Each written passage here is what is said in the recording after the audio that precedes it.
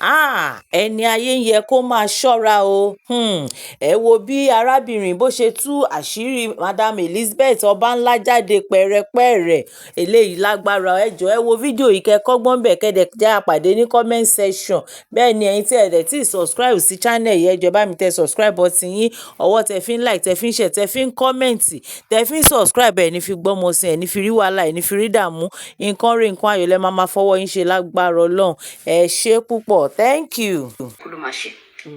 Get yeah bó ṣe mọ́ mi lára nìyẹn kí n máa hustle kí n máa ṣiṣẹ́ kí n máa jáde tí bá dẹ̀ ń jẹ́ gbádùn mi náà tí bá ń ṣe kinní kò sí èyí tó kan anybody tó yẹ pé bí mi ṣe mọ̀ gbádùn tèmi jẹ́ ni kí n máa fi kọ́lé kò kan ayé ẹ̀yin lè mọ̀ gbádùn tí yín jẹ́ kẹ́ máa lọ party kẹ́ máa ṣe show tó yẹ pé mo á decide pé mo fẹ́ máa lọ party náà àbí mo fẹ́ máa lọ joint kiri mo fẹ́ máa ṣe pé mo fẹ́ máa ṣe gbádùn wèrè yìí náà ló máa wá ẹ fẹ́ ná ju èmi gan tí mo gbé yín lọ sínú ibẹ̀ ẹ fẹ́ ná ju mi lọ ẹ wá máa ṣe làwùlà èmi ò mọ̀ ṣe tí bá tẹ̀ fẹ́ ṣe gan pàápàá mo mọ bó ṣe máa lọ ra nǹkan tí fẹ́ràn máa fi relax nínú ilé ọ̀dọ̀ mi mọ bó ṣe ń lọ bá a ṣe show off ṣe princess street fake life kí máa ṣe àbí báwo àbí kí máa ṣakọ mi mọ ṣe sọ ọ̀rẹ́ tó fi sáì ju ọ̀rọ̀ sí mi pé mò ń ṣiṣẹ́ torí ẹ̀ níwájú orí mi ṣe pa thank you God bless you I appreciate it that way and again náà tẹ̀tún advice pé try to enjoy ṣé mo complain fún yín pé bóyá mi enjoy àbí mi ìwà òkè. ara ni wọ́n ni.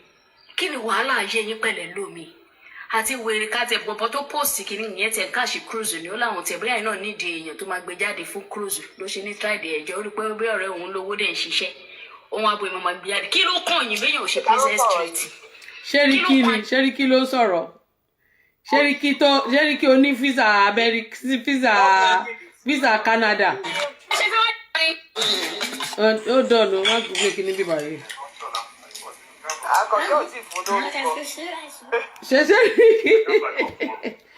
mo tiẹ̀ ń wá ibi tó ti ń sunkún dìdìrín ó lọ delete show máa lọ ṣe máa delete show gbogbo ṣe rí o ṣáìsì ti pa ẹ́ Ṣẹ́ríkí.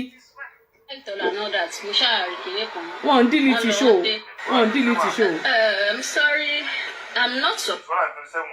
ẹ ó dàn jẹ́ kí n wò bóyá mo lè ok bíbá náà ló ti sọ̀rọ̀ ok. Supposed to do this. But assuming Mama Obanla did not mention my name, I won't even bother. So Obanla ló tẹ̀ kọ́kọ́ wá fún ẹ. I will just ignore. And I can see one or two of our fans coming to my page to write something on my post. Okay. But one thing I just want them to know is that I'm the one wearing the shoe. They were never there when we were doing the discussion and all that. Thank you everything. Wèrè ni wọ́n gbẹnu sí ó lọ sí wọn. Kí wọ́n jọ torí Ọlọ́run wọn ò mọ orí ẹlòmíì o. Ẹ rántí pé kinní kan ti ṣẹlẹ̀ rí lórí social media. Tí ọkàn mi bá plain tí mo bá ṣe normal tí máa wà òkú pẹ̀lú èèyàn. Téèyàn yẹn bá ṣe tó bá betray mi wọ́n máa rí repercussion. Ẹ̀yin tẹ̀lé bọ̀rọ̀bọ̀rọ̀ bí ẹlẹ́rìí tẹ́ máa sáré sórí social media náà tẹ́ máa sáré. The fact that she is good to you. You understand? Tí irú nǹkan tó ṣẹlẹ̀ yìí tí ò ṣẹlẹ̀ láàrin yín does not mean that you should come to my page and be judging me or condemning what I am writing. Moreover, I never mentioned anybody's name. I am just being a good girl, Mugbakadara, èmi ni mo ṣe mistake and all that. I was even trying to transfer everything to my husband's side. It's my husband that hurt me that did this. The reason being that anytime I'm complaining or I am down like that, you'll be shouting on me, kí ló kàn ṣé òun lòun ṣe òun lòun ràn ẹ́ lọ ní àbí ṣé òun lòun ṣe kinní báyìí. She understand, so ìkanra yẹn màá tún fi flare up. You know I was explaining something few days ago. I never mentioned anybody's name and all that. I just kept quiet. If assuming she never mentioned my name, mi ti ẹ̀ rí mi wo bẹ̀ mi nǹkan tó máa bí mi nínú. Mi fẹ́ torí kálukú ló ní temper. Tí ẹ̀ ló dẹ̀ ń bọ́ in control it, so ma avoid it. So I am always on my page and do my things, then get out of Facebook. Not until this afternoon. So many people know that they know us together and all that. They now can what happened between you and your mentor, your godmother. So me, the fair because I'm avoiding Nkotoma trigger me. But when I realized she mentioned my name, I have to talk. I do see her go to China and all that. Sherry. All this thing that happened to me, it is because of what happened. Láàrin ọmọ bí kẹ má rí kẹ fi ọkàn bá èèyàn kẹfọkàn tọ́ èèyàn at the end of the day kẹwàá realize pé ẹni yẹn kò tiẹ̀ fún yín ní listening here kò fún yín attention kò fún yín ṣe understand ẹ mọ bóyá máa rí you be like.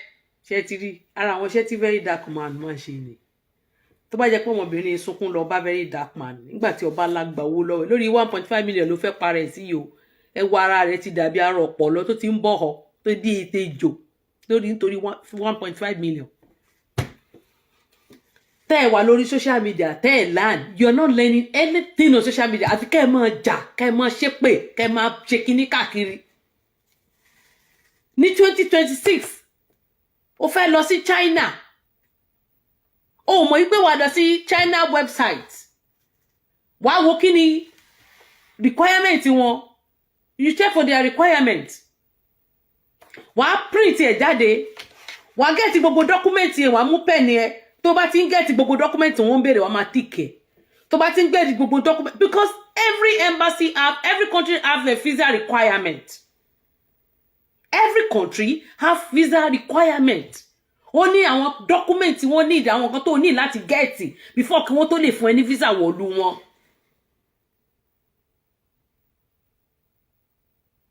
tábà wọ́n máa wí sí òyìnbó kọ̀bìtì kọ̀m̀bẹ̀ kànlákànlá lẹ́ máa sọ kò sí tọ́pọ̀lọ́ kankan lórí yín. ó wá kó 1.5 million fún èèyàn kan tí ò ní ọ́fíìsì torí pé ó fẹ́ gba visa ó ti fowó ẹ̀ lọ China láàmọye ìgbà 1.5 million yẹn ó ti mọye tó fi pa mo jẹ́rìí ẹni tó ní káwọn èèyàn máa don kí wọ́n yá ní owó kán invest kó máa fún wọn ní 10% ìwọ wá kó odidi 1.5 million lé lọ́wọ́ for like 6 months owó ẹ̀ ti máa bí owó bàjẹ́bàjẹ́ èmi ọmọ nídìí tí Obanla ṣe gbé ọ̀rọ̀ ìwá sórí social media nígbà tó ti padà fún ẹ lówó ẹ̀ tán ṣó wá fẹ́ torí pé kó má first attack ló fún ẹ toró ti wò pé bóyá wàá ti sáré wá bọ́ síta bọ̀ kò mọ̀ wípé ó ti gbà pé orí social media nìwọ náà wà ló fi sá mistake tó ṣe nìyẹn tó fi jáde if not àní mọ nǹkan tó ṣẹlẹ̀ ṣó o kú ní àbó ònà nígbà ọ̀rọ̀ visa Australia àti Canada ṣó o kú ní àbó ònà nígbà tí wọ́n ná oṣòwò ti padà rí ní Canada nígbà tó ti kúrò ńbẹ̀ tó padà wá sunkún síta tó ní wọ́n gba container àbí ojú ẹ̀ kó ló ṣe ń yáwó ńgbà tó lọ China tó ní kán yá o ní 2 million ìwọ wá lọ kówó lé lọ́wọ́ ọlọ́mú yín ebi mẹ́ntọ̀ ẹni ebi gọ́mọdé ẹni rómọdé yín. wàláì madam àwọn èèyàn ńlá ń bẹ̀ ṣe ó máa ń jà mí. wọ́n learn they don't learn. Jerry, mo ti lọ China yẹn bí ẹ̀mẹ̀rin mo lọ Gwangju the last one Nigeria ni máa lọ títí máa lọ gba visa tó yẹ yín mo ní ẹ ṣàmọ̀ gbogbo wa la ní rẹ́ǹtì but mo mi fẹ́ pín ní gbogbo àwọn ìlú jàgàjàgà yẹn kán máa lu passport sórí pálí. I don't want it. So ó ní criteria ó ní kò lé tó yẹn China ò lé tó bá ti rí àkáǹtì ẹ tó lówó gidi wọ́n máa fún ẹ ní visa ìwọ tó lówó wà lórí social media ó ṣe ó wà lọ ń kówó ẹ kalẹ̀ ṣe rí ìgbà tí DDM lọ sí China yẹn ó sọ̀rọ̀ nípa kẹ̀kẹ́ napep àti bicycle mo ti ní interest mo fẹ́ ṣe business yẹn but mo bẹ́ẹ̀ ṣe sọ you are a very knowledgeable person mo screenshot mo ṣe gbogbo ẹ̀ mo dẹ̀ ní agent níbẹ̀ yẹn ṣe mọ̀ tẹ́ máa jẹ́ bí ọ̀gá fún àwọn Chinese yẹn mo ti jù ú sí ó ti reply mi ó ti lọ find out ṣe mọ̀ because mo ní look Anna ní girl yẹn jẹ́ mo ní I know about someone tó ti sọ pé gbogbo kìíní cheap dáadáa so you go for ibi tó ti cheap jù mo dẹ̀ ju gbogbo kìíní yẹn sí. ẹ wo it is well jàre àwọn lè lan ẹ má dà yọra yín láàmú màmá akẹ́kẹ́ oníyà púpọ̀ sísá tẹ bá lady yẹn wípé kò lẹ́ǹtò tó but ẹni tó gba 1 point something kò jẹ́ kó yẹn náà ṣe bẹ́ẹ̀ náà.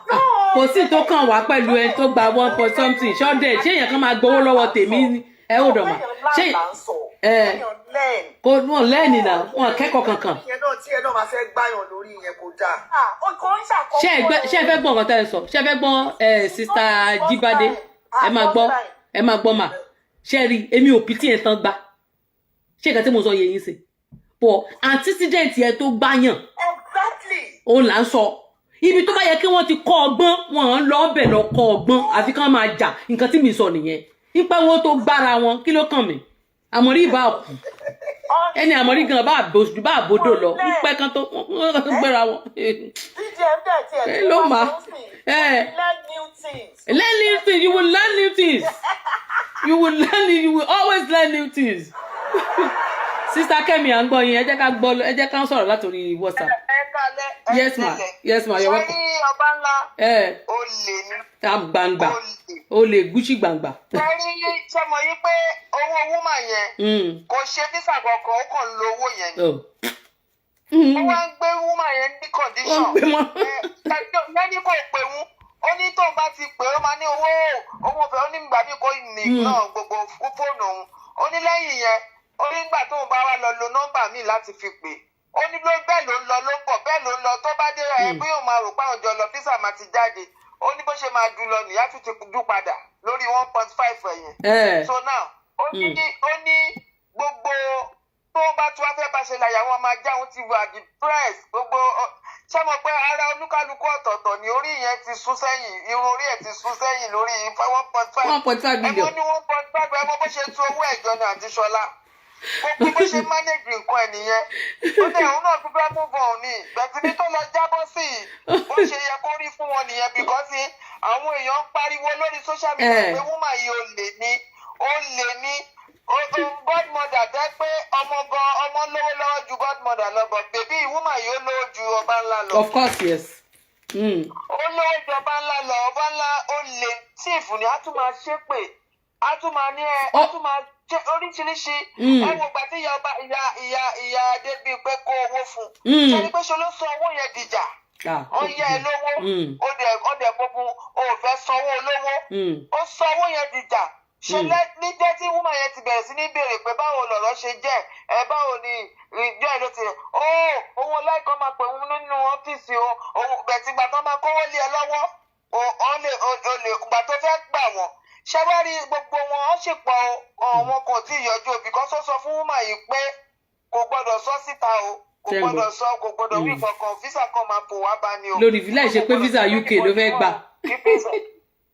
torí bó ṣe lè gbà nìyẹn kò gbọ́dọ̀ jẹ́ kéèyàn kankan mọ̀ o kò gbọ́dọ̀ jẹ́ kinní kan yẹn náà wá sọ àwọn tó olóhùn wa mọ àwọn èèyàn London lọ́wọ́ ní iṣẹ́ ẹ̀ tí ì ṣe físà yìí náà ṣá ẹ ṣe wà lẹ́nu òṣì físà ìwèrè yìí náà tẹ̀ ń bá kiri so gbogbo àwọn iṣẹ́ yẹn ó lè ní ṣé wá rí bó ṣe wà yẹn àìmọye àwọn èèyàn tó ti gba owó lọ́wọ́ ẹ̀ nígbà tó wá tó níwọ̀n ń taṣọ tí wọ́n ò dẹ̀ sọ pé kò fẹ́ lọ tíṣẹ́ náà ó ní kó bá òun ra ọjà bọ̀ ó ti mọ̀ yín pé tóun bá máa fi dé ọjà wúmọ̀ yẹn gbọ́dọ̀ dé ló ṣe sọ yín pé kó má wọrí kó mọ́ wá kóun bá ara kóun bá ṣe físà tẹ̀wọ́n ọ̀rọ̀ àwọn bírèèdì olórí burúkú olè tó ń lò pé kóun bá òun ṣe físà because olè ẹni tó sọ fún ẹ pé kó bá òun tó ti ní trust lé lórí pé kó bá òun rajà bọ̀ bẹ́ẹ̀ tí ìwọ̀nba ọjà tó ń gbọ́ tó kò wá lè rajà yẹn ó ti mọ̀ pé títí oṣù mẹ́ta oṣù márùn-ún òun sì ń lo owó ẹ̀. ó sì ń lo owó ẹ̀ lọ. 1.5 òun sì ń lo owó ẹ̀ lọ. bẹ́ẹ̀ tí òun ni tó bá yá lò fẹ́ òun 100 billion.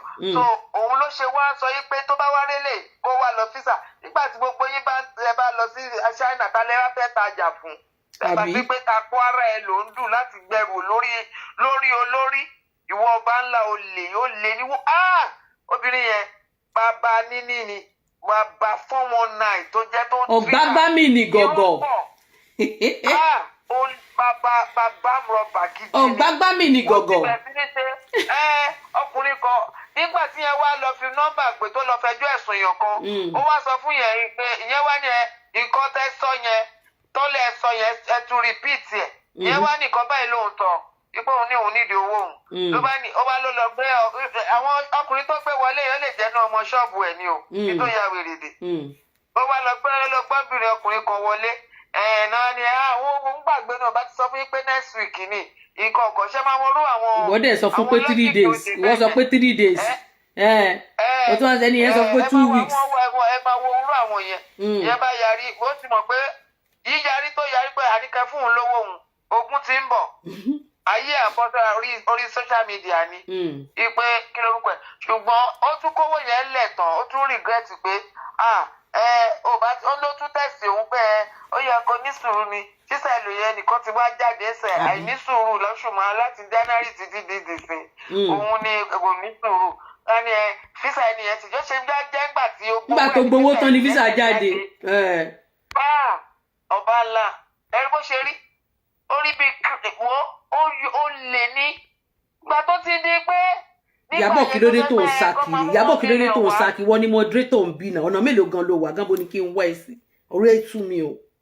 ìgbà tó ti sọ́njọ́ ẹ̀ pé kọ́ máa mú 1 million wá kọ́ máa gba 100,000 mọ́ ni wọ́n tún ti fẹ́ jà wọ́n lólè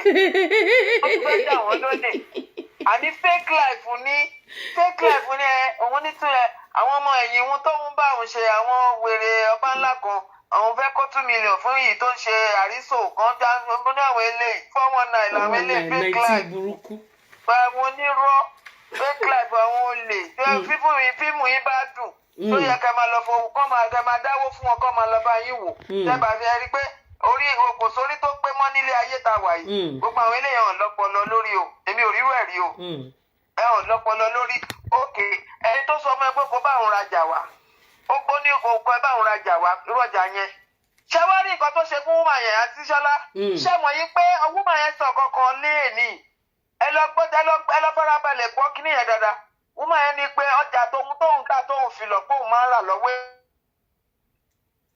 produce ẹ̀sán ọmọ ẹ̀ pé kó máa wá tà. ó sọ bẹ́ẹ̀ mo gbọ́ ó polówó ẹ̀fọ́ ọmọ ẹ̀ ó ti ń bọ́ ọmọ ẹ̀ tà can you imagine. èmi náà mo gbọ́.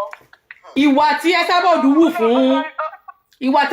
fún ẹyin ijó Olódùmarè àti kí lorúkọ ẹ̀ lady Ebony tó wà UK lady kí lorúkọ Yàlájé ìwà tó wù exactly ìwà tó wù nìyẹn ṣe pé lady yẹn ló ń tarun tó ń ta okó rọ́bà bó ṣe gbàgbá lórí ìyẹn nìyẹn tó gbé fún ọmọ ẹ̀ at the end of the day gbogbo ẹ̀ lulẹ̀. ó ló ti introduce iṣẹ́ òun tóun introduce sí pé kó bá òun rà ó lè lè ti lọ introduce ẹ̀sọ́ ọmọ ẹ̀ láti máa tà ṣé mo rí gbogbo àwọn kinní yẹn ṣé báwọn náà ń wá godmother kiri ó ló lọ introduce ẹ̀sọ́ ọmọ ẹ̀ pé òun ni pé kó máa tà ẹ lọ gbọ́rọ̀ yẹn dáadáa. mo gbọ́. gbogbo ọjà ọlọ́jà kó fòmílẹ̀ kó dẹ̀ bá wọn jà very useless idiot kó bá wọn jà òun ni ó máa ń ṣe káàkiri àwọn eléyìí àwọn onírọ́ àwọn ìkà very evil tó láyè yóò sí àṣírí ẹ̀ tú lánàá ọlọgbẹ́kù bàbá ọkú ìyá Lizzy jáde orí ẹ̀sìn olórí burúkú ẹ̀sìn olóyè tó wá ṣe very idiot evil ìkà ẹni tó kó 1.5 fún ẹ ọjà tó tún tà tó fi ń jẹun tó ní kó bá fún ẹ. o tún ti lọ introduce ẹ̀sọ́ ọmọ ẹ̀. olórí burúkú o tún ti lọ introduce ẹ̀sọ́ ọmọ ẹ̀. Ọlọ́run ló mú gbogbo wọn Ọlọ́run ló mú àti Ọlọ́run ló mú àti goddaughter àti godmother. gbogbo yín lè máa forí kó àṣà. skibọ̀. gbogbo yín pátápátá ẹ tàgé lédi yẹn gbogbo yín lè máa forí kó àṣà gbogbo bíbá ẹ̀ láti ń pariwo pé oníjìbìtì ni ó lè ní oníjìbìtì ni ó lè ní jìbìtì ló ń lù ọjà wo ló ń kó ọgbà 1.5 ó gbàjọ bẹ́ẹ̀ káàkiri tó ní kò wá ní sọ pé kán wá bá wọn kán wá rajà á ní ẹ kúkú ṣe físà ó ti máa yá gba 1.5 lọ́wọ́ ilé àgbà 1.5 àgbà lọ a máa fowó wọn ṣe bísínẹ́sì Obanla ó lè mi ní gọ̀gọ̀ gbágbá mi ní gọ̀gọ̀. ó ti bẹ̀bí yẹn nìkan pọ̀ tó kó lọ́wọ́ ẹ̀ bẹ́ẹ̀ ẹ máa gbọ́ ọ̀pọ̀ àwọn tó ní fífísà ó ṣe jẹ́ gbà tó kówó ẹ̀ tí ẹni ò fẹ́ gbowó òun lọ́sẹ̀ wà lóṣẹ̀ náà ó ní sùúrù ni àwọn kan ò bá ti àwọn kan ṣẹ̀ṣẹ̀ tiẹ̀ tí wọ́n wo ní láti bí oṣù mélòó láti January sígbà tá a wà yìí. ó ti lọ China lẹ́ẹ̀mejì. bí ẹ̀mẹ́ta yẹn lẹ́ẹ̀kẹta lẹ́lọ yìí náà. ẹjọ́ mà ṣé politics ò pé mọ́ ni mo rò pé òun láṣojú APC. ẹ̀rí tó yín mú tó ní ọmọ mi kábọ̀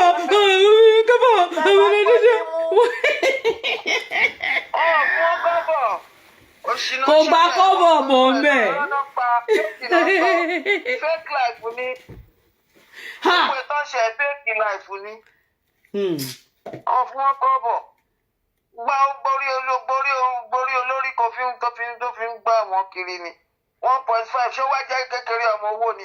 Ẹlòmíì ní 500 200,000 lásán ló fi ń manage tó fi ń fáwọn ọmọ ẹ̀ ló ń jẹjẹ náà. Mo fowó àtọmọdé yín lẹ́nu mà. Ẹ wo Sisi Alágbo tí ó kàwé tí ó fi gírígò kan ó. Ṣé kò lọ China kò dé? Ṣé Sisi Alágbo lọ China kò dé? Ìwọ kan tó wá wọn á sọ pé wọ́n wà educated lórí kinní. Wọ́n wá ń gbà ẹ́. Ọ̀dẹ̀ wọ́n ti fowó ẹ̀ ṣe business wọ́n ti gba wọ́n máa gbowó jọ lọ́wọ́ gbogbo yín ni á lọ fi rajà. Àti Ṣọlá fake life tó fi ń wọ̀n wọ́n yẹn náà ṣe tán fi ń rọ́ tẹ̀lé wọn. Mọ̀ pé fake life náà fi ń rọ́ tẹ̀lé wọn láì jẹ́ pé fake ni gbogbo wọn. Àwọn ní fake life. Onírọ́. Ìkan náà ní Ferrari kan lónìí àǹtí kíní kan lónìí ká wá fún yín lówó.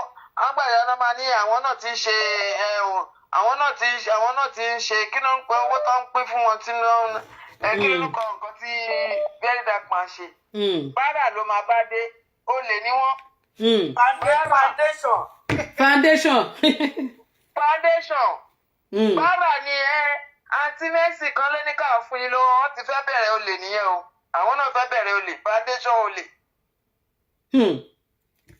Wọ́n fẹ́ bẹ̀rẹ̀ nìyẹn lẹ́bàá ti rí mẹ́ hàn torí wọn tó fẹ́ tó fún yàn lówó tẹ́bí ń pa ẹ́ gbogbo wọn fẹ́ẹ̀kì ni tí ó sọ lọ́wọ́ yín tẹ́gbẹ́ ń jagbà kiri ni ẹ wá bọ́ sí tẹ̀lé ẹ wá gbé kámẹ́rà sí wọn lójú ẹ máa ná ẹ gbà wọ́n ní ká fún yín lówó fẹ́ẹ̀kì ni kámẹ́rà yẹn fẹ́ẹ̀kì ni bára àná fẹ́ máa tọrọ bára. Mọ́mí ẹjọ́ 1 minute ẹ wo very dark man ní months ago èèyàn kan wọ́n fún ní o dáàṣì ní o $50,000. Ọmọ yẹn jáde ó dẹ̀ sọ ó ní bọ́ọ̀ì kan wà ó ní ó mọ̀ so much about technology ó lóun máa gbé lọ sí China. Èmi ò ní ìyẹn. Ó sponsor ẹ̀ bẹ́ẹ̀ ni ó sponsor ọmọ yẹn. He sponsored the guy to China ó ló máa fún ní scholarship bẹ́ẹ̀ ni. Ọ̀pọ̀ bẹ́ẹ̀ tó sponsor o. Wọ́n pọ̀ àmọ́ àwọn tó empower. Àwọn tó empower pọ̀ ìní àkó 1.5 síwájú báyìí pé tó o fẹ́ mọ gbogbo áìkì tó wà lórí ẹ̀ for business tó bá ti jẹ o máa kówó yẹn lọ. Ṣé ẹyin láì mọye ọ̀pọ̀lọpọ̀ àwọn èèyàn tó ti dá lókòwò ìmí ó kàn lè rí wọn ní ó ya gbogbo nǹkan yẹn ìgbà báwọn náà bá débẹ̀ máa lọ ra jẹnẹrétọ̀ máa lọ mọ ìyàwó ni áìkì ẹ̀ ò tó nǹkan á ya kó nǹkan tó áìkì wọn tó fún un. Ṣé ẹyin so gbogbo àwọn bàbá yẹn ó ń ṣe mẹ́wàá nínú ayé lóṣooṣù ló ń fún àwọn èèyàn ní 250 tó fi ń kọ́ṣẹ́. Bẹ́ẹ̀ni. Tó fi ní kọ́ àníkẹ́ lọ máa kọ́ṣẹ́ ẹ lọ kọ́ṣẹ́ mọ́nú ọpọlọ yín iṣẹ́ kíkọ́ yẹn ló lè jẹ́ kẹsàn gbogbo ló dẹ̀ máa ní kọ́ tẹ̀lé wọn débi tó ti máa kọ́ṣẹ́ wọ́n dẹ̀ máa. Ẹ̀yin ara Facebook ṣí àṣù mo ń gbọ́ yín. Wọ́n dẹ̀ máa sanwó èèyàn mẹ́rin every month. Which is 1 million. 1 million bẹ́ẹ̀ ní mọ́ọ̀tì mi ó lè jẹ́ èèyàn mẹ́jọ 250 tó máa ní wọn. Nínú owó monetization tó ń gbà o nínú owó tiẹ̀ o. Nínú owó tiẹ̀ tó ń gbà yẹn náà ni kò ń ṣe owó kiri ló ná. Exactly nǹkan tí mi sọ náà nìyẹn. Skúùlù ló ná yẹn sí skúùlù ni. Nínú owó títí ẹ o tí ì ṣe owó charity o. Ẹ̀rí bí tó ti fẹ́ dìnnà gbé ẹ̀ tó ń lọ gbé èèyàn kan jáde pé kó máa sọ pé kó ẹwọ bí yẹn ṣe sọ jẹ́ kó ná ṣẹ́rí ṣeun tó ń bọ̀ ṣeun tó dé náà ẹ máa wo nǹkan tó máa ṣe fún ta ló ń jẹ́ ṣeun ta ló ń jẹ́ gbogbo àwọn wèrè tó yọjú tó sọ wọ́n wọ̀nràn yìí tó bá máa là ń blálà lórí ẹ máa wò náà ṣebí this is very dark man ẹ máa wò gbogbo nǹkan ti sọ ó ní Newton náà máa gbọ́. Wọ́n ti sọ pé òun lòun máa lé lórí kinní kan kò òun ò ní jẹ́ kó sọ̀rọ̀ mọ́ kò ní sọ̀rọ̀ mọ́ ní ìwọ fẹ́ gbóhùn lẹ́nu very dark man. Ìwọ fẹ́ gbóhùn lẹ́nu very dark man very dark man tí ò kì í parọ́ very dark man tí ò mọ̀rọ̀ pa. Ìtọ́wọ̀ àwọn ẹlòmíì lè kú fún wọ́n ṣe wà yẹn tí ó ṣàwọn tó kéré tí ó ṣàwọn ilé àwọn tó lówó lọ́wọ́ àwọn tó lówó lọ́wọ́ burúkú wọ́n rẹ̀ láti kú fún. Mọ́mì tí n bá dúró àjẹgbà ní máa gbà tí máa fi bò bọ́tẹ̀ ẹ̀jẹ̀ Jésù ti ń bu ọmọ yẹn kò sí àwa abiyamọ kan. Very dark man ò tiẹ̀ believe gbogbo tẹ́yìn sọ yẹn is a spiritual man he is a spiritual man kó tó gbé ẹsẹ̀ kan ó ti consult. Gbọ́ nǹkan tí mo sọ ni madam mo ní angel in human form boy ni. Yeah. That's him. kó tó gbẹ́sẹ̀ kan ó consult kò kàn kí ń ṣe nǹkan anyhow he doesn't ó dẹ̀ ní legal team tó back ẹ̀ up.